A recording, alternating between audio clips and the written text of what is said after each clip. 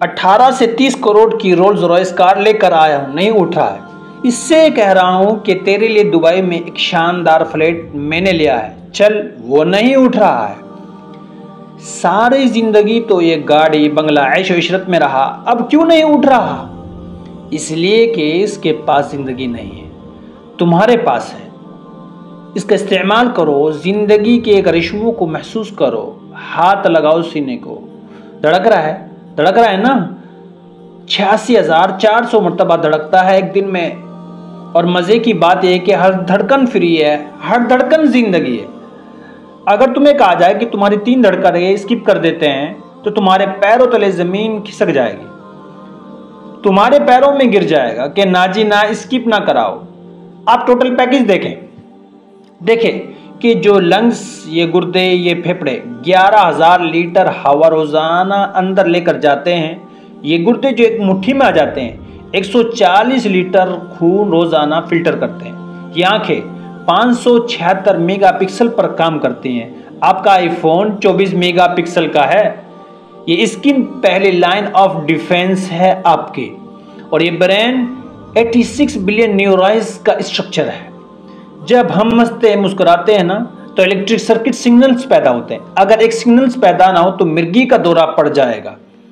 कैसी नेमत है, कैसे चल रहे हैं हम। ये जिंदगी है, सोचो तो सही। याद रखना, जिंदगी 2 नहीं 1 है। ऐसा नहीं कि जिंदगी जो आपको मिली है उसमें आप खा लेंगे, पी लेंगे, ऐश कर लेंगे, फिर एक जिंदगी आपको मिलेगी जिसमें आप इबादत करेंगे। नहीं, इसी जिंदगी में हर काम ऐसा कर लेना है कि रब राजी हो जाए। जिंदगी नाम है काम का, बेकारी तो मौत है। एक बात याद रखना, जिंदगी में 40 साल के बाद आपका जिस्म खुद ब खुद मरने की तैयारी शुरू कर देता है। अरबों मरतबा दिल धड़क गया, काम हो गया। अब अगर आप एक्सरसाइज नहीं करते, बेकार खाने खाते रहते हैं तो ये जिस्म कहता है कि यार ये बंदा तो खुद ब खुद इंटरेस्टेड नहीं है, चलो जल्दी जल्दी प्रोसेस मुकम्मल करते हैं। एक बात याद रखो कि वो बंदा जिसकी ज़िंदगी में इश्यूज आ रहे हैं, मसाइल आ रहे हैं, मुश्किलें आ रही हैं, इसका मतलब है कि वो जिंदा है। वो घर के अंदर बड़ा है, ऑफिस जा रहा है, कुछ लोग उस पर डिपेंड कर रहे हैं। वेरी गुड, इश्यूज को हल करो।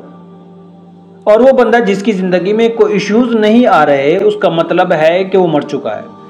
हम में से ऐसे कितने ही लोग होंगे जो 35-40 साल की उम्र में ही मर चुके होंगे, लेकिन उनको 70 साल की उम्र में दफनाया जाता है या अंतिम संस्कार किया जाता है।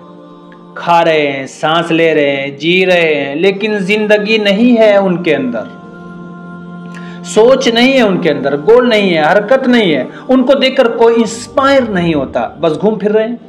और जब इस दुनिया में आए थे तो कुछ नहीं था, अब इतना कुछ है तो आप तो फायदे में हैं, फिर रोना किस बात का कि ये चला गया, वो चला गया। अरे शुक्र करो रब का, जिंदगी ट्रेजेडी की स्टोरी ना बनाए।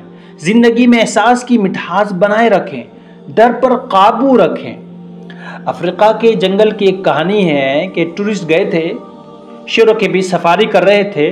गाइड बड़ा मुस्कुराता हुआ शेरों के बीच जा रहा था, हाथ लगा रहा था और उधर टूरिस्ट के पसीने छूट रहे थे। गाइड ने कहा, आओ आओ, डरो नहीं, इन्होंने कल रात खाना खा लिया, अब ये कुछ नहीं करेंगे, आओ घूम लो, बस भागना मत वरना ये तुम्हें पकड़ लेंगे। ऐसा कुछ ना करना जिससे उनको थ्रेट्स महसूस हो। वो मुस्कुरा रहा था, शेरों में खड़ा था, कोई पिंजरा नहीं था।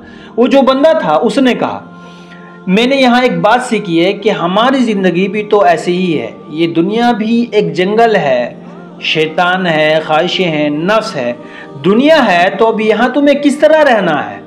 गाइड बन के रहना है या टूरिस्ट बन के?